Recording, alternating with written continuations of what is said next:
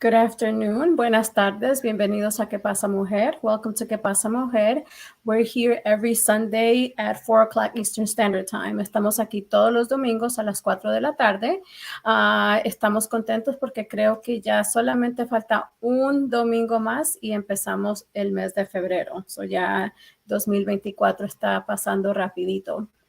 Estamos aquí con Maddie hoy. Nikki todavía está de vacaciones, but you could go ahead and bring Maddie on con nuestro productor Mark, que siempre nos ayuda todos los domingos. Hi, Maddie, how are you? Buenas tardes, ¿qué pasa, mujer? ¿Cómo estás? Doing okay. One day at a time. Yes, always, right? And it's always like something is always going on. Sometimes good, sometimes it's challenging. But that's what we call life. Exactly. I had started a podcast probably like 2 years ago, and I did it for like a whole year, and then just life took over. But the name of my podcast is Life with Viviana, and life stands for living intentionally for empowerment. So, that's one of my things for 2024 that I need to get back into the groove of that. Just kind of making sure, because I know my deficiencies, right? And one of my deficiencies is that I sometimes start something but don't finish it. So as I work on that, that's one of my projects that even if I don't commit to doing it, every day, but maybe I could just do it once a month or something like that. Because even with the show with Que Pasa Mujer, we have been able to see the fruit of our consistency because we do meet every single Sunday at 4 o'clock. And we've been doing it, I think in September was a year. So we've been doing pretty good. And I know we get information from our producer in reference to our ranking with Pot TV. Just the consistency always works.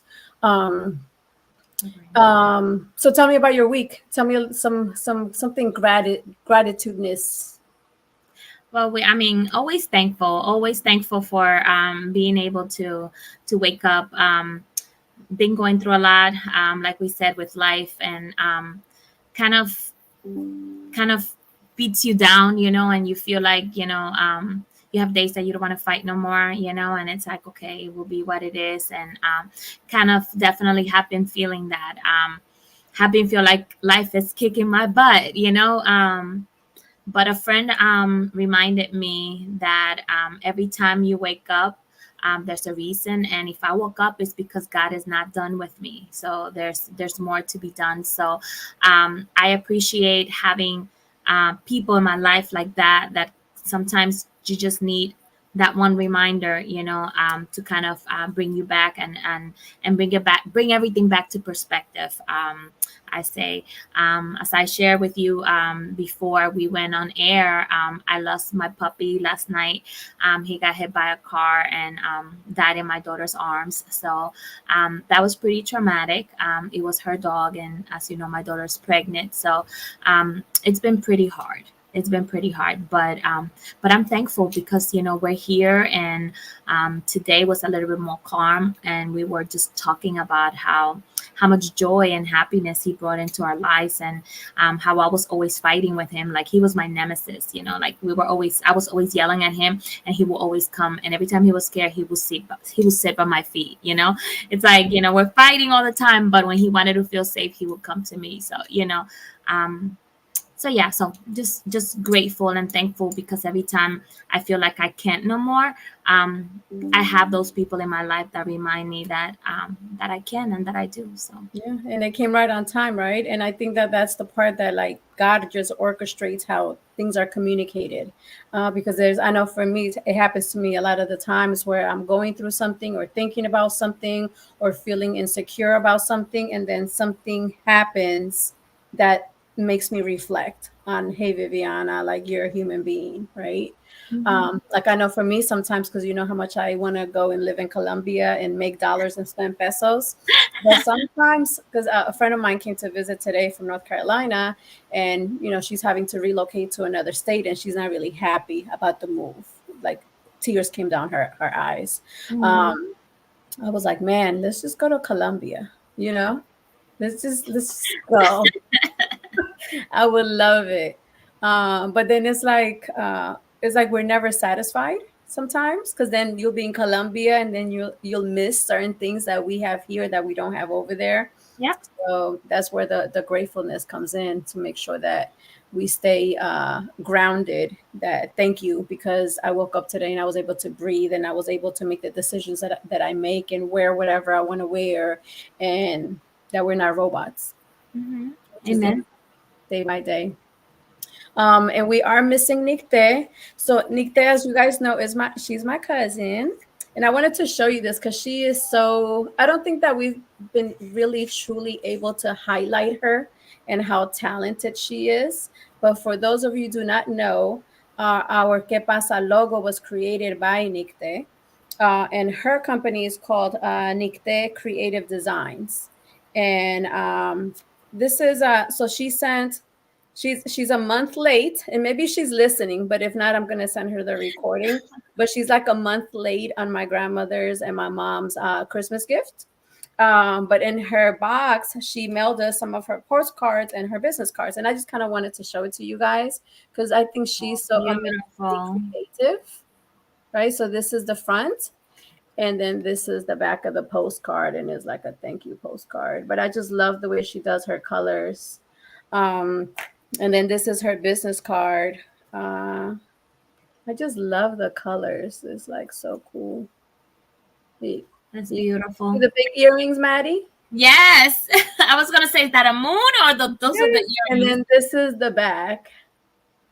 Beautiful. So she's like super extremely talented. Like I know we did a show where we interviewed her, but she just does an amazing job. And she actually has a series of the like the thank you cards. So it's like different. Do I have it on right? Oh no, wait. Yes. Oh, It's backwards. yeah. So it's pretty cool. Beautiful. I just love it. She's very creative. She just kind of like naturally good at it. Um, and then the thing that she has in the back, let me read it to you. It says, "We connect color, cultura, and design into a purpose-driven brand strategy." Right? Which brings me to the point about what we're going to talk about today. I was doing some research on the Latino, the Hispanic consumer. And as we've said it before, we spend $2.8 trillion. And I love saying that number, right? Because it's so much money. But that's how much money we spent just in the United States. So just imagine the amount of money that we utilize and that we make the economy run worldwide. So just in the United States is $2.8 trillion with a T. Um, so one of the things that I was researching was, how do you sell to the Latino community? A lot of corporate businesses want to cater to the Latino community. There's even some organizations, like I think it's Pepsi Cola has a Latino, a Hispanic CEO. He's from Spain. His name is Ramon Laguarta, and he has been in that role since 2020. And so he has designated funds just to impact the Latino community, their employees, right? So in reference to marketing and advertising, they've put money into the consumers, the community, and the employees. Um, and there's other large corporations as well. Like they make it their business to ensure that they are budgeting for the Latino community. And so I was thinking about, and with Nictes, even Nictes comment here, right? We connect color, cultura, and design. So she has put the word cultura in there, even though her sentence is in English, right? But that just kind of shows the diversity and the awareness that she has when it comes to marketing and advertising for the Latino community. For us, a majority of us do our researching, our purchasing, and everything digitally. So usually through a cell phone. We may not be big on us, PCs or tablets or anything like that. So if you're going to try to sell to the Latino community, it better be phone friendly, right?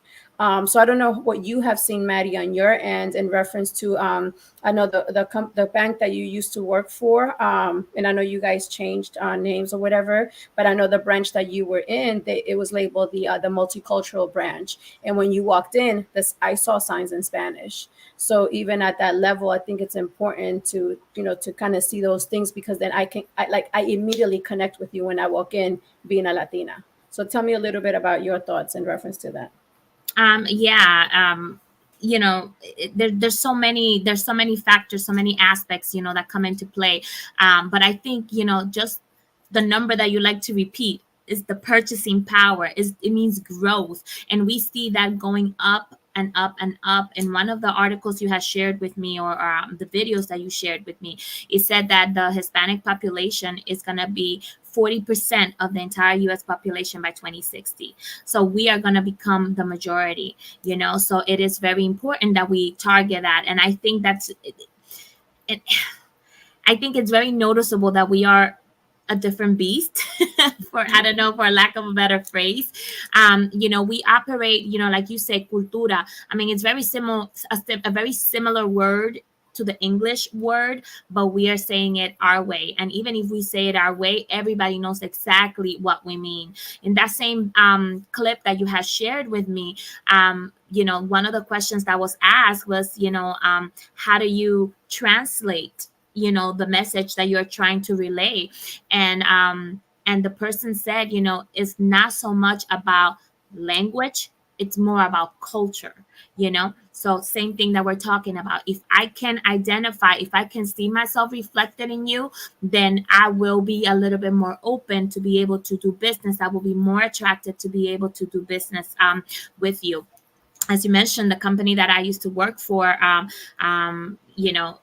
saw the importance of that, and the lack of how underserved our community was, and one of the things that I will always remember from one of our leaders, he used to say, people bank with people, not with a bank. They bank with people. And the Hispanic community is very loyal, work very much based on trust.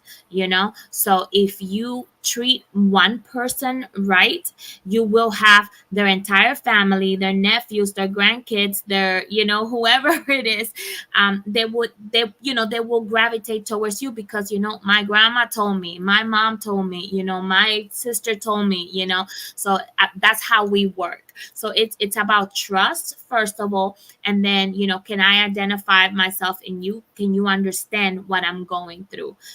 So I think that is huge, and it's very important, and we're growing, so big companies are taking notice of that. Definitely. And I see it all the time. I really haven't paid attention recently, but I know Home Depot used to do it at one point, and they stopped. And so I think I've mentioned this too when I tutor some of my students. I always tell them, you have to learn Spanish because we're taking over, right? Because even if you go to some stores, you have things that are in Spanish and English, not Chinese, not Arabic, but it's in Spanish and English. And one of the things that we, sometimes we see problems, but instead of taking offense to it, I think that we should be part of the solution. So like the video that I had sent you, they mentioned how sometimes as a Latina, I might call a phone number, and if I don't speak English, so how do you market to the Spanish speaking people? Mm-hmm. You can't call someone, an attorney's office or somewhere, and they're speaking to you in English and you don't understand. And I have called some customer service numbers, and they initially say, para español, presione uno. That's like the first thing they say, Mm-hmm. which is perfect, right? Because then you don't have to like listen to the entire English um, Message. recorder greeting, and then you don't even know if Spanish is going to even be an option. So those strategies really take someone, and I think usually it has to be either a Latino person or someone that has really studied the culture of that community, because we see things different.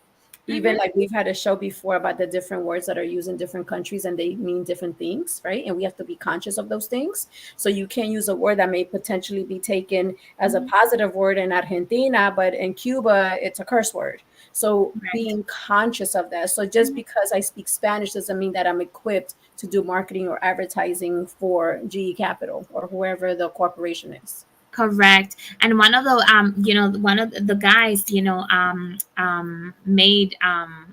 made a point. I just lost my train of thought. But one of the guy made that point that I lost it. I'll bring it back, but I lost what I was thinking as you were Yeah, talking. so So that's fine. So one of the things, and that's why I like it's so funny because I saw Nick this postcard, right? But it's all about colors because our culture is filled with colors, with scents, with we always talk about like if you were to look at my family pictures and your family pictures, the background is going to be the same. A lot of people, a lot of colors, a lot of food, drinks, the curves of the women, like we have all of that in common. It doesn't matter if you're Colombian, Cuban, Dominican, Argentinian, all of that happens. So just kind of being aware of those things. And also, one of the articles that I was reading, they were just showing, and I think this goes for everybody. If I see an advertising and I see somebody that looks like me, I gravitate to it, right? Versus, and I think also, tell me, and I want to ask you what you think about this. I know back in the day, right? Let's say in the 80s or early 90s, Latinos calling were, me old, Viviana? I'm just kidding. huh? Are you calling me old? I'm just kidding. No, because you and I are like the same age. So I told you I'm going to be 40 for the rest of my life. So don't worry. But I know people, and I'll put my grandmother out there, right? They would almost have conversations like, if you want to go to an attorney, let's go to a white attorney, right? Because that's the correct way to do it because they're more knowledgeable, they're from here. But nowadays I think our community is starting to really trust other people that do speak Spanish. We're not necessarily going with the Caucasian person or the black person, but we're gravitating to our own people. What do you think that's true? Yeah, it is very true. One of what I was gonna say, let me backtrack to my point that I was gonna make earlier. Advertising, one of the points that was mentioned was that um, we have to prepare ourselves. It's not about just translating the message that we want to relay. It's getting someone that's equipped to be able to translate what we're trying to say. So saying that to say that one of the requirements for that company, to work with you was that if we're going to advertise to the Hispanic community, you have to have bilingual staff, not just somebody that can say a couple of words in Spanish. Your staff has to be able to fluently communicate with the clientele because that's who we're targeting. That's who we're not targeting, but that's how we're trying to reach out to. So if they don't feel comfortable trying to speak to somebody in the language that they could understand, they're not going to open up. So if we are advertising to them, is not only your knowledge and your experience, but also that somebody's going to be able to take care of them in their language. And going back to Nicte, I think Nicte talks about that all the time. It is important to find somebody that can understand the audience that you're trying to reach in order for them to be able to relay that information. Also, I think that mentality, like you said, before, it's like, okay, follow the gringos. The gringos will steer you in the right direction. They know better, they know more. But I think before, I would say, like, our parents, when they came to the United States, they spoke no English and they trusted the children to translate and, to be able to do business and stuff.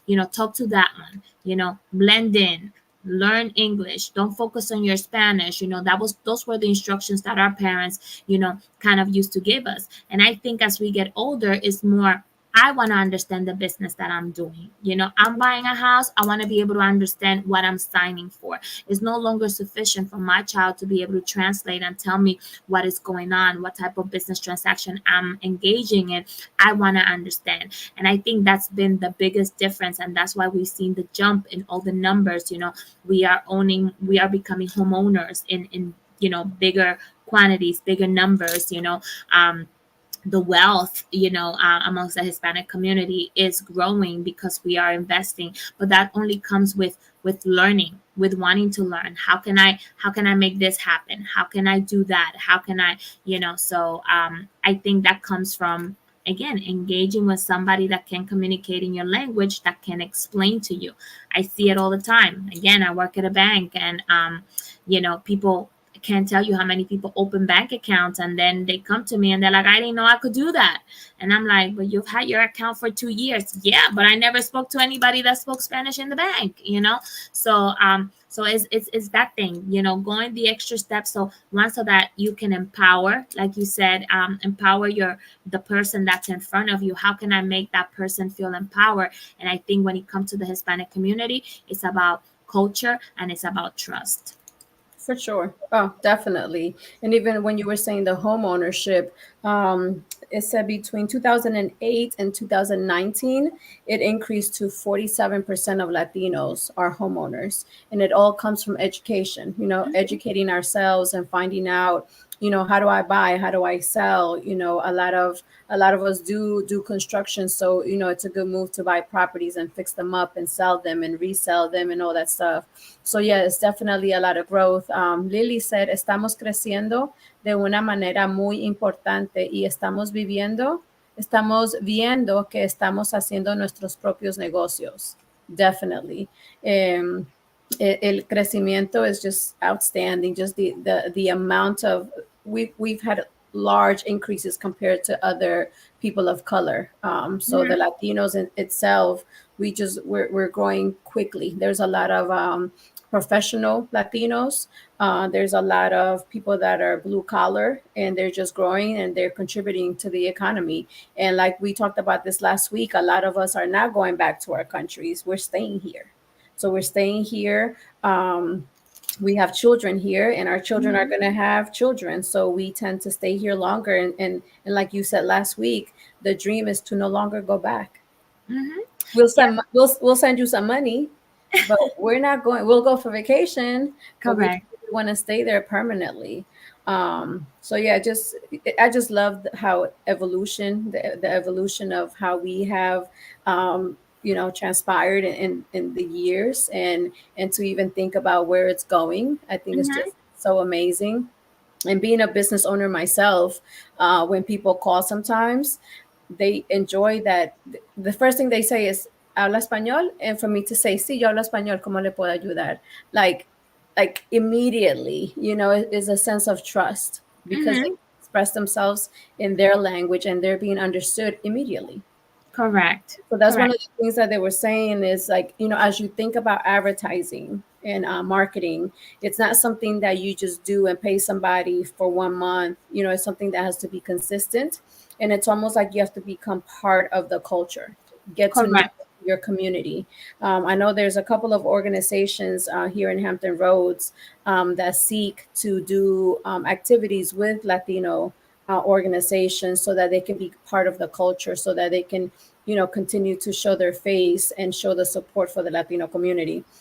So just really kind of going into it, knowing like what is it that I'm trying to get here. Like the video that I sent you, the gentleman was talking about that he could actually like double the funds that come into the company by just doing targeting marketing for the Latino community. Like Mhm. your numbers can truly double, but it is an investment, and you have to hire somebody that knows exactly what they're doing. Correct. Because like you mentioned earlier, we don't want to go to a place and you do an advertising in Spanish, but when I show up, you can't help me. Um, so that's important. And also just to kind of like, and I'll say this about Pod TV, because I met the owners of the channel before, and I think that that's their thing, right? Like they just embrace the culture, they embrace the diversity, and that's why their channel is so unique, because they embrace it. They don't shy away from it. And so we're always thankful for the opportunity that they give us in this platform to be able to be free, because they've never called and said, Viviana, you were No completely, diga eso. you can't say that, never ever. So I just think that that's pretty awesome that people like this exist, because you should be able to be you. Mhm. That's what sells, right? What is it that I'm trying to sell? What's my purpose? Like I need to get to know you before I can sell you something. I guess it's like dating a little bit, you know. There was a lady I was listening to, and she said I had to explain to my husband that I don't like flowers, but get me a bag of Skittles and I'll be happy with that. So just kind of really getting to know who you're trying to connect with and why Right. you're trying to connect and for it to be genuine. Um, yeah, and just to remove barriers too from advertising and marketing, because and not to be afraid to ask those questions, you know, when you're studying the market. Because Mhm. even sometimes within states, within regions, is different. You might need to advertise different to like people in New Jersey versus people here where you and I live, because it's a little bit different. Um, I have a lady. She has an ice cream shop in Chesapeake, and so she had a logo and it just had the name of the company, but everything was in Spanish. So, how are you going to get people that don't read Spanish to come to your shop? You have to Mhm. incorporate that into your logo. So the same thing, right? For us that speak Spanish and have a Latino owned business, how can we get the non Spanish speakers to come to our business, right? And it's the same thing. We have to learn what works for them. Like my Right. business is in Hampton, and I tried to have one in Norfolk, but the clientele is different. I had to handle them different, and I didn't pursue it anymore because I connected more with my clients in Hampton. So it's those things that you just have to like really study before you make moves. Yeah. I was going to say, getting to know your community. You mentioned the company that I used to work with. The branches that were labeled as multicultural were very specific, very area specific, because we had so many branches, but only a few were chosen as our multicultural branches. And it's because they noticed the concentration of Hispanic clientele in that particular area. And we did, and let me say this, it was not only Hispanic branches. We had African American branches. We had Hindu branches. There was a place in Northern Virginia that had a big population of Hindu clients, and they had somebody that spoke that language specifically at that location. So, again, it goes by getting to know your audience, your area where you're at, what kind of impact you want to have. And I think one of the things, sometimes we are very saucy and spicy, and okay, I'm gonna cater to my people or whatever. But at the end of the day, we are in the United States, and the language in the United States is English, and we should be able to do our business in English, and at the same time cater to our community, Spanish speaking community. So Yep. One of the things that I saw was it said, "We are 100% Latino. We are 100% American." So like we're both, you know, and so that's how we are. And even the generation, what is it, Generation Z? uh-huh. How we are, well, not we, because I'm not Generation Z, but Generation Z, um, they hear the language in Spanish, and a lot of them are bilingual. They may prefer their content in English, right? But they do everything in English, and they still understand it and appreciate the culture in the advertising, even though they may gravitate to the English language. Correct. And then it said 90 for Generation Z. It said 90% of them are born in the United States. Most of them are bilingual, and it also said that 1 in 4 Latinos are under the age of 18. Mm-hmm. So that I thought that was pretty cool. And 28 is the average age of the Latino in the United States. So I thought Okay. that was pretty amazing. So we have a lot of young people that are growing. We have a lot of influencers on YouTube, TikTok. I know a lot of, definitely, if you're advertising, you have to advertise on WhatsApp. If Mm-hmm. if you're in the United States or outside of the United States, even a couple of years ago, WhatsApp came out with their WhatsApp Business app. So it's something that it generates. There's a gentleman that I listen to. He's Mexican, His name is Tito Galvez, and he's a marketing guru in Mexico, and he's branched out to the United States as well. And he talks about that all the time. And every time that he does a course, WhatsApp is always included in there. He creates his groups on WhatsApp, on Instagram, but WhatsApp, that's the international level of marketing, but it's used all the time.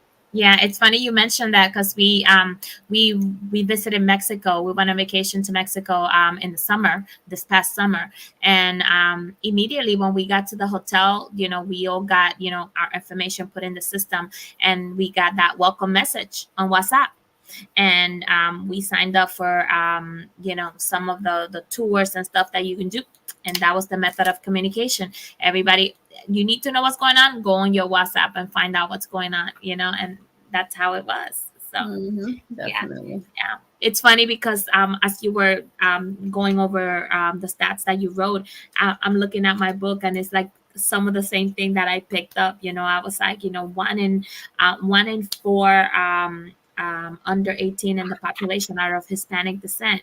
So and again, as we see the generations go by, being Hispanic means different things. Like you said, a lot of some of your older, your baby boomers and your Generation X. I think that's what we are, X. Hmm. So are a little bit more fluent, and you might be losing the language. But as to before, speaking Spanish or being fluent in Spanish meant that you were Hispanic. Now it doesn't have the same meaning, because we do see a lot of the no sabo kids. Yeah. That has become one of the favorite phrases in my house. My daughter calls my boys all the time, you bunch of no sabo kids. That are proud Hispanics, but they don't necessarily they're not fluent in the language, and that doesn't make them less Hispanic. Right, right. That is funny. Yeah, you've mentioned that before.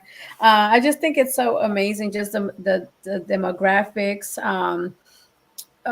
Even like, and that's why it's so important to just be resourceful and just hire somebody that knows how to do it, how to do this stuff, and how to target that particular market. But just even using keywords, is significant. Even when you're creating a website, and the the keywords you have to use, the mega tags you have to Mm-hmm. use to attract that audience. And it's not, the algorithm is not in Spanish per se, but it's just in keywords and how they're used. And I Mm-hmm. know even my grandmother, she's 88, and she's always on YouTube, and she'll ask Alexa to play certain music or to have a certain recipe. And my mom the same way, YouTube. And so it crosses many gender, ages, everything. So it's important. I think Netflix too does a great job. I know last year I started to notice that they have a lot more Latino based shows and movies and documentaries. Oh yeah. Oh yeah, that has been a boom on Netflix, like and not only Netflix too, also Prime also has a lot of like documentaries and docu-series in Spanish, or Mhm. about Latino countries. And so like you, yeah, I mean, like I was like, I found the other day, I mean, I don't watch Prime too much, but I was like surfing on Prime, and they had a whole documentary on the history of dembow. Dembow is kind of like our urban music, kind of like reggaeton is to Puerto Rico, dembow to Dominican Republic. And they had a whole docu series on like the history and the big players and how it started and things like that. And I thought it was really interesting. It's I'm not gonna say that I hate the genre, but it's definitely part of our culture. So I was like, Mhm. okay, this is pretty interesting. So yeah, and Netflix also has a whole bunch of shows in Spanish. So yeah. Yeah. And even their captions or the translation is just Spanish everywhere. I was really uh, astonished when I saw all the content that Netflix has, because Mm-hmm. all of a sudden it was like back to back to back to back to back. Especially the documentaries, because I really don't get to see documentaries in Spanish, but they have a nice size library of it now. Yep. the novelas too, like the more and more novelas, going up there. I mean, yes, Yeah. it's Yeah. yeah, it's And I nice. think even how we were talking about artificial intelligence last week, it makes me think too. Like even when my grandmother talks to Alexa, she knows she can identify her accent, right? Mhm. So if she does say YouTube caso cerrado, like they understand her saying caso cerrado, and they will pull it up. And I just think that that's amazing. I love it. You know where we're going with all that because it's acceptance of culture, and even the whole DEI, the diversity, exclusion, and inclusion. Um, I just there's classes going on to educate people about diversity and inclusion, and I just think that our young people are doing like a great job. Flowing with it. I think it's a little bit harder maybe sometimes for us and for older people, but definitely just technology and how it's moving, and just how marketing works, and the things that we could be doing at home, and sometimes to us is just second nature because that's what we do, like you say, like we're talking with our hands, or we naturally gravitate to colors like this, where other people have to kind of work at it. Mhm. And it just kind of comes natural to us, and I just think that that's amazing. Definitely. I think one of the biggest fears too, like you mentioned also at the beginning, that every content had to be mobile friendly, because I think, especially for older people, they relate a computer to a younger generation. A computer, a laptop is for people that are in school, for people that are smart, people that know what they're doing. Those are the people that have a computer.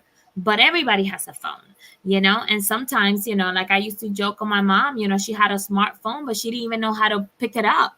The phone would ring and she had a hard time kind of sliding. I remember when she went from the flip phone to the smartphone, she didn't know that, I think hers, you had to slide up in order to pick it up, and she kept sliding sideways and she wouldn't pick up, and sometimes she would miss her calls because she didn't know just how to pick up the phone. So but as she got used to it, she was on YouTube, she was on Facebook, making comments, leaving messages, and things like that. So I think, it's kind of like learning in a different way and working with what you have.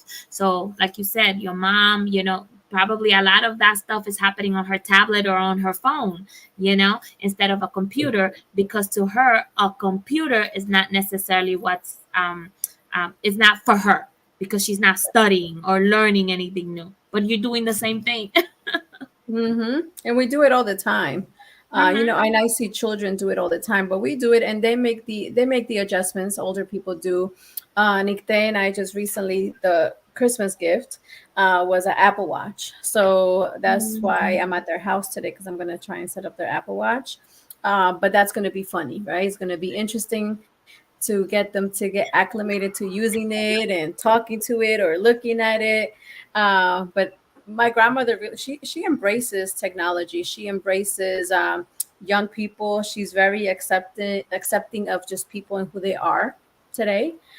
She's not too judgmental like old, usually older people are. So she's like, hey, it's your life. I'm not paying your bills, so she just keep. She might give you a little bit of advice here and there, but most of the time she's very accepting of it. That's awesome. That's awesome. I had a funny story. I had an Apple Watch, and while I was at work, and I had it so it could vibrate, of course, every time like I have messages. Girl, I had to take that thing off because I couldn't work. Every time I'm talking to a client, I'm like shaking and whatever, because I'm talking with my hands, and all of a sudden I did a lot of this, and I was like, no, I can't do this. I had to take it off. Yeah, bad nerves. I have one, but I'm not an Apple user. I'm an Android user. Okay. But I do have a watch, but I like it. It reminds me like, hey, it'll say like, hey, you've been sitting for too long, so like stand up and stretch, walk a little bit. So I like those features. It doesn't vibrate every time it does. My phone does something, but Yeah, no, I couldn't take it. I was like, nope, because you definitely want to be able to kind of see stuff and not miss anything. But I had it like on vibrate for like certain apps, and I was hmm. like, no, this is too much for me. Yeah, I yeah, can't.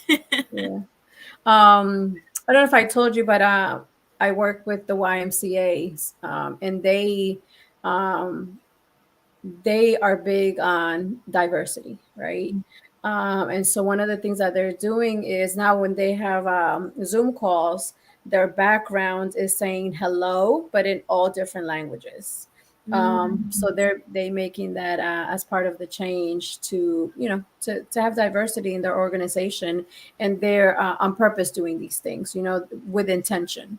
And I just think that more organizations need to do that because of the buying power that we have of $2.8 trillion. So why not? Like, why not partake? If we have the money to spend it, why not get their money, right? And like you said earlier, the commitment that we have, because more than likely, like even with my business, I have some clients that they were with me a long time ago and they stopped because maybe their son graduated or they moved or they didn't need it anymore. And then as soon as they think of tutoring, they call me. They don't even ask me, do you have new pricing or anything? They call me, And so I just think that we need to be conscious and be aware of and be sensitive to the cultures that are around us. And Mhm. just like, I know we talk a lot about Latinos and Hispanics here, but even just being aware of other cultures is important as we do advertising. I know I went to when I took my grandmother to the hospital, which is a large hospital, and one of their signs was messed up, right? Like the translation to Spanish was wrong. And I took a picture of it because I really had intentions on like sending it to someone and I didn't follow through. But do you think I should send it to them so they can fix it? I mean, I will say I'm very big, like it's funny because I had one of my poetry friends, he was trying to learn Spanish. Oh, how can I put it? He spoke Spanish machucao, like he would like try and and he would go anywhere and you could understand what he was saying, or the what he wanted to say, but every time he says something and it was incorrect, I will correct them, just because. And I know that sometimes, depending on who's doing it or how people do it, you may feel bad and it may discourage you. But I know when I was learning English, I would appreciate it when people would tell me how to pronounce things correctly or if I was using a word incorrectly. So, depending on the person that it is, I don't do this with everybody, but depending on the person, if I know you're trying and you're learning, I make it a point because I would like, if I say something in English that is incorrect, that you can pull me aside and be able to tell me, this is how you pronounce this, or how you use this word. So I will say yes, I will send it to somebody and I will say, I'm Hispanic from, this country, and what you're trying to communicate is not translating, to what you are advertising, Yeah. because I mean, I still have the picture on my phone. maybe they didn't hire an advertising firm that specializes in the Hispanic community. Maybe they just did a Google Translate, or took somebody that spoke Spanish in their staff and asked them to translate the message so that they can put it up again. So, Yeah. and that's And what they didn't know because if they knew, they would have done it the proper way. of course, Yeah. so I So, would say yeah, something. yeah. Mark is gonna. He found a little commercial for us of a company that's doing a Spanish commercial. So he's gonna play one of them for us because he's super excited about it. So you could play it now, Mark. ¿Qué daría usted para convertir en realidad el deseo de un niño o una niña que ama? ¿Para ayudarle a combatir una enfermedad crítica? Imagínese. Cada uno de nosotros podemos ser una estrella, y cuando nos unimos, la esperanza y la alegría brillan.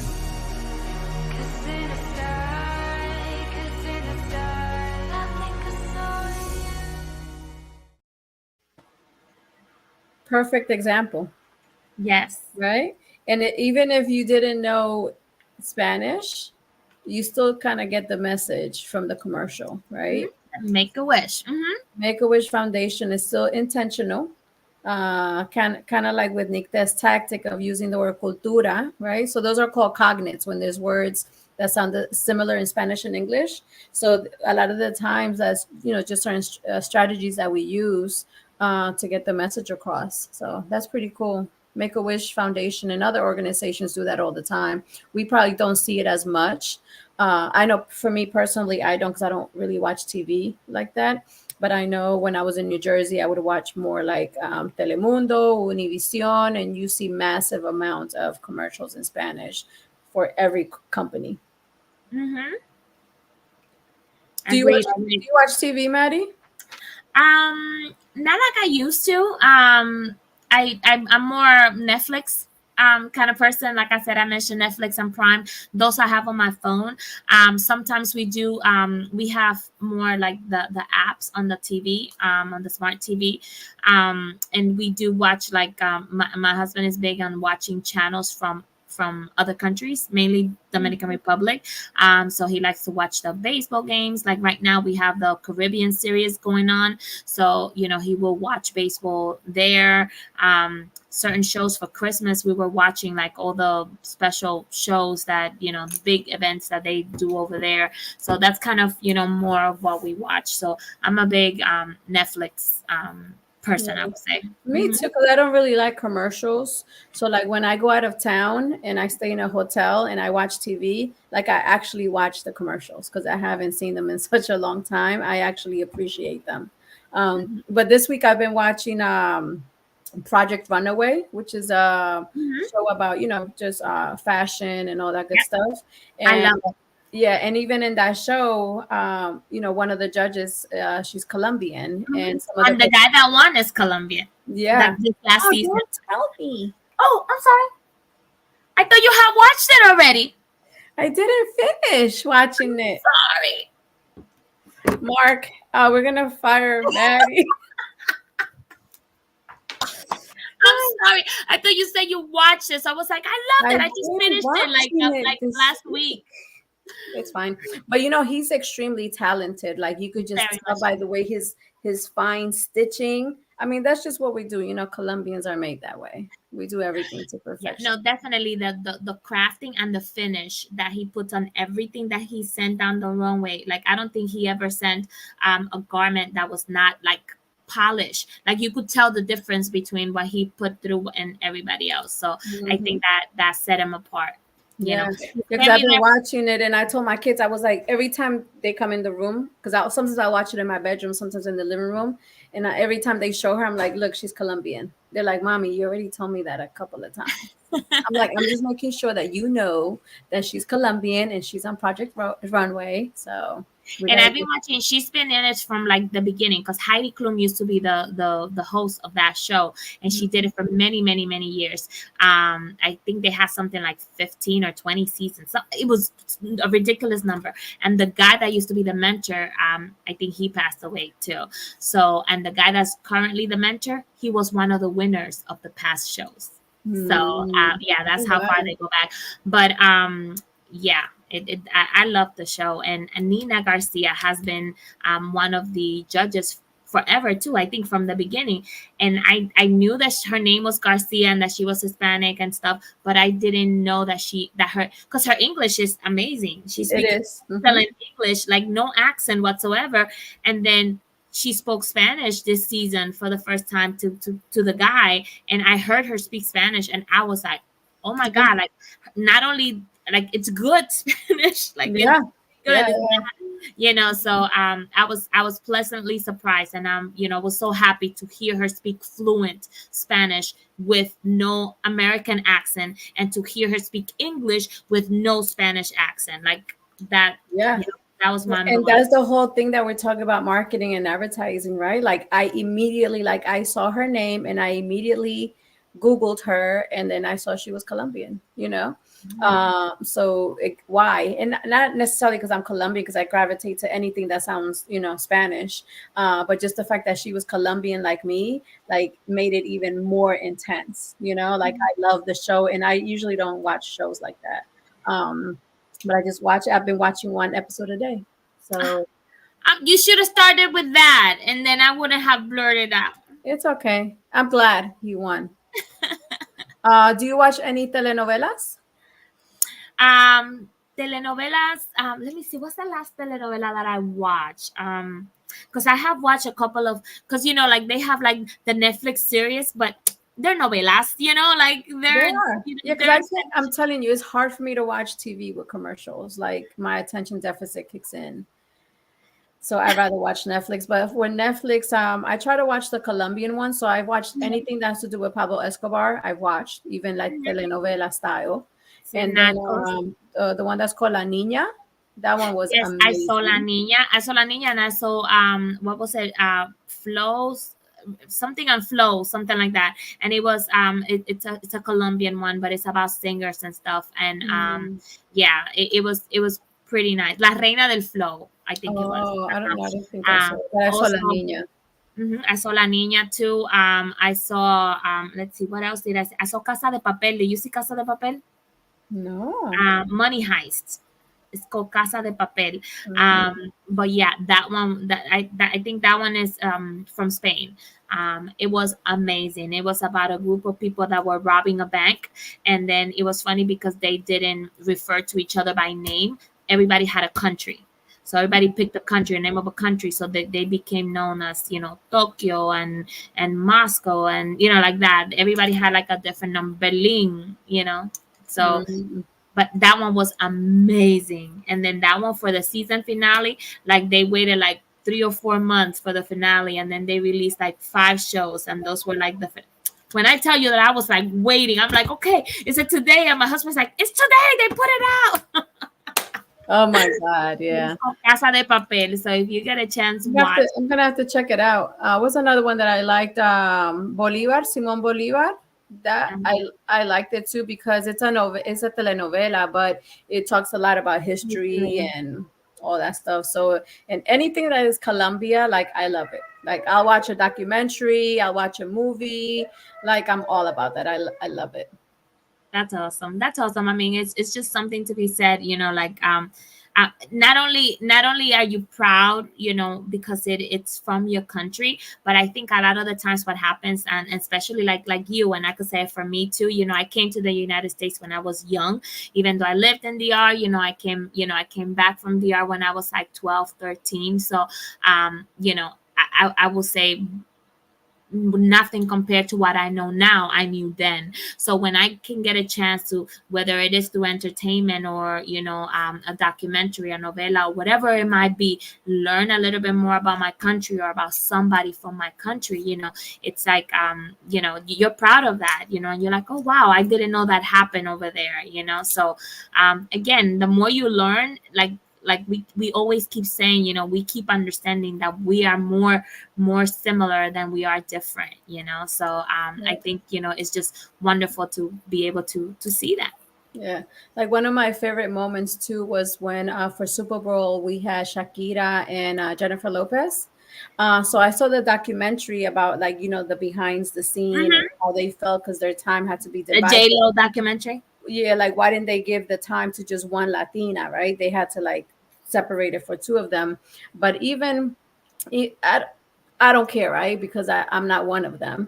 I was just happy to see like two Latina women up there, right? And I would Hmm. rather have two than just one, if you ask me. Correct. But that was such a proud moment for me, because the entire world was watching the Super Yeah. Bowl. Two Latina headliners, and then they brought other singers were also Latinos. Like they didn't feel the need to bring an English, speaking artist to kind of help them headline. They brought more Hispanics, So I thought that was amazing. I saw the documentary too, and I love the whole creative and not only speaking to women, to empowering women, but it was, yeah, it was it was amazing, and I still watch it. Like I Oh still yeah, go I back and love I it. watch the Oh yeah, 15 I minutes. remember I did like a screenshot and I put it on Instagram that day on my stories. Like I remember as if it was yesterday when it happened. I was super That excited. two women over 45, like that tells you something, Ooh, Viviana. We're gonna be 45 forever. 40, 40.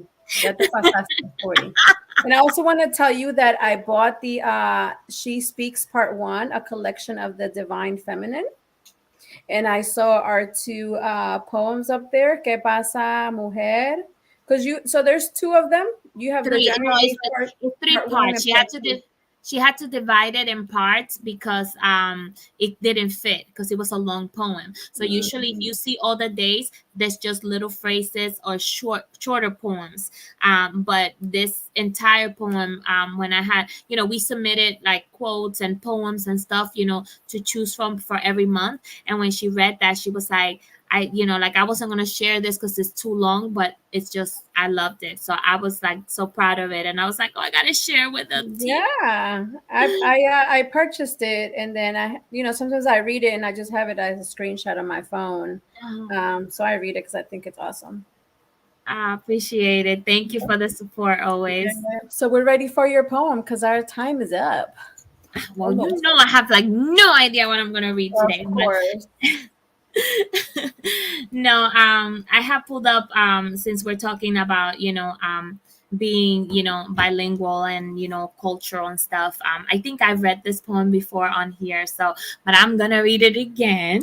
um and it talks about well, it's self-explanatory, so it's called My Obvious Secret.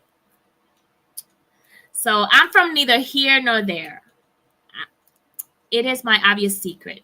I am from a point in the equator where originality and tradition hold meetings, where you can see the in-betweeners transition from silent to expressing to embracing their history. American by birth, Dominican by feeling. I'm from neither here nor there. I'm from where opportunity whispers, shackled dreams get liberated, and if you have something to say, someone is bound to listen. The fusion of two hearts, joint dreams with semi tensions, from papi and mami's drive, not being limited by their acento. From Navarrete and Santiago, from mis tíos blancos y mis tías negritas, from Ramos and Lozanos, Antonia and Minerva, mis abuelitas.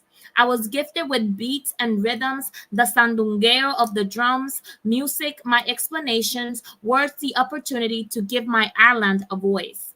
Rice and beans complete every meal. We believe in the power of the plantain. The best desserts are habichuelas con dulces and guava-filled Dominican cakes. But I'm from neither here nor there. I love en inglés y en español. A U.S. passport makes me American, pero soy dominicana de corazón. I love it. So nice. I love it. Thank you. When was the last time you wrote another? Like, do you have one in the makings, or like, what's your poem status right now? Creation. Oh Lord. For poem, like I write a lot about, how can I put it? Writing comes out about my trauma. So if I'm going through stuff, like it's funny because I was talking to one of my friends, to George, and I talk to him about my poems all the time, and he was telling me, I know this is how you process. So when I'm going through stuff, I poem about it. I write a poem, and like that's the way that I process, let it out, and kind of like that's my therapy. So my writing lately hasn't been pretty. It has not been pretty. So that's where I'm at right now. I know I have to be a little bit more intentional about my writing, and my Spanglish book is coming. It's coming. It's coming. But even when George was on the show before, because he has a book, and some of the I remember him saying that I don't know if it's a lot of them, but most of his poems were dark poems, right? So what's wrong with that? It's nothing wrong with that. It's just kind of like I said, it's just the space that I am in. And it's like I had not been writing for a while, and then all of a sudden it's like, woof, something happened. Okay, a poem came out, and then woof, something happened. Here's another poem, so it's kind of one of those things. So that's kind of where I've been lately, and like now I'm in competition mode because February 7th at Suffolk Cultural Arts Center, Verbbenders is going to be having their Grand Slam. That is February 7th, and then I'm going to also be competing in Williamsburg. So I'm going to be a little bit closer to you. That's going to be February 10th, and that's going to be at the Williamsburg Public Library. So that's going to be a big one. So February the 10th? February the 10th. And then, of course, in March, I'm going to compete for Women of the World again. So I'm going to give it one more shot. So we're heading to Baltimore for that competition. So right now I'm in competition mode. So haven't been writing too much, more memorizing and kind of refining what I have. So. Okay, you're just going through your phase. That's fine. The different phases of Maddie Garcia. And the book is coming soon whenever she's ready. That's right. Good. Well, thank you so much, Maddie. I hope you have an amazing week. Thank you to our audience, everybody that was watching us. Lily mentioned Simón Bolívar and Encanto. She loves Encanto. Me too. I have a poem about Encanto too. Yeah, so we'll do that one another time whenever you're inspired. But I hope everybody has an amazing week, and we will be here next Sunday at 4 o'clock Eastern Standard Time once again. Thank you, Mark. Have a great week. Is Hispanic progress a pro for America? Some people still question it. They see our gain as their loss. But when I see mi gente, all I see are pros. I see protagonists pushing the country forward. The producers and protectors, the programmers and professors, the providers and proprietors, the self-promoters and thought-provokers. About the only thing I don't see are procrastinators. Because we're too proactive. So, is Hispanic progress a pro for America? Most definitely. That's why P&G is proud to join Hispanic Star to empower our communities through better jobs, better education, and better health.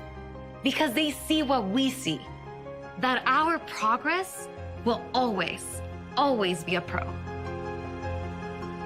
Help us power progress at HispanicStar.org. We're unstoppable. We shoot for the stars. And we can achieve anything we set our minds to.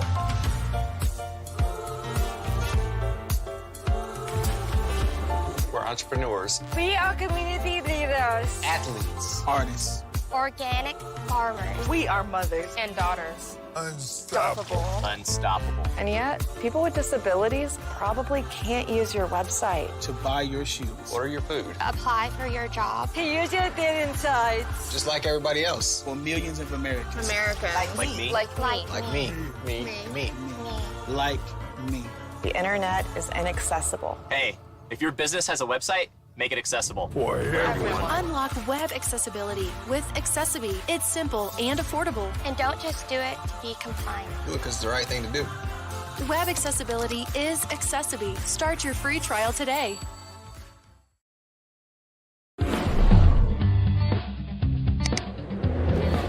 It's about the importance of saving lives and helping our best friends on four legs have happy and wonderful lives.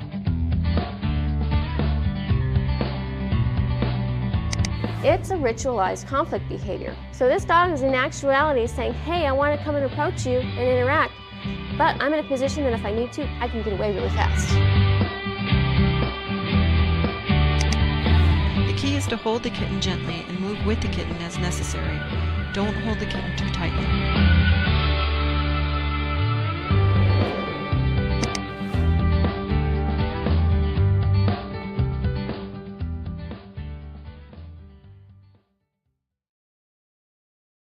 Well, according to data from the Federal Reserve, Latino wealth has grown around 12% annually for the past 10 years. That's almost twice the rate of non-Latino white wealth, and has the potential to reach $113 trillion by 2050. But even with that high rising projection, our next guest says traditional banks aren't meeting the Latino population where they need it. And that's a missed opportunity not only for Latinos, but sectors across the economy as well. Enter Thin Habits, a financial wellness platform dedicated to help Latinos grow their wealth with investment accounts, insurance, and education. Thin Habits founder and CEO Carlos Garcia joins me now. Appreciate you taking the time to join us this morning. So I first want to talk about this number, this 113 trillion that you're looking at estimates there for 2050. Talk about where we are now among the Latino community and what's going to get it to that point. Well, what we've seen over the last 10 years, right, is that the wealth growth of the Latino market it's almost twice as fast as the non-Latino. So it's at 12.5%. Today, the Latino collective wealth is at 4.2 trillion. But if we continue to see that same wealth growth, you will have 113 trillion by 2050. The collective growth of the Latino market is huge. And what we see that is interesting is that most financial firms are not looking at that opportunity. We at Thin Habits, we take care of that because we've been able to meet the demands of that consumer. And we help them start building wealth over time. So, Carlos, is it that some of these bigger banks and traditional lenders are just not willing to? It's not even taking a chance, but they don't seem to be tapping into the opportunity. Is it that they don't see the value in it, or they're not willing to dedicate the resources to it? Well, traditionally, right, the financial institutions and their wealth management groups, they look at individuals that have more than $1 million of net worth. And that's kind of the definition of wealth management clients. But that's a problem, because you're not seeing the actual growth that is happening in the country. And that growth is coming from the Latino market. When you look at how the Latino population is growing in numbers, right, in population growth, how the Latino market is growing in business, and how the Latino market will be responsible for the majority of home ownership, new homeowners buying houses in the country, that's coming from the Latinos. So what we believe is that you have to adjust as a financial institution. You have to adjust the way you engage with that population. You have to make sure that you can engage with them when they're growing their wealth as it is now, because that's the future of high net worth individuals in the country.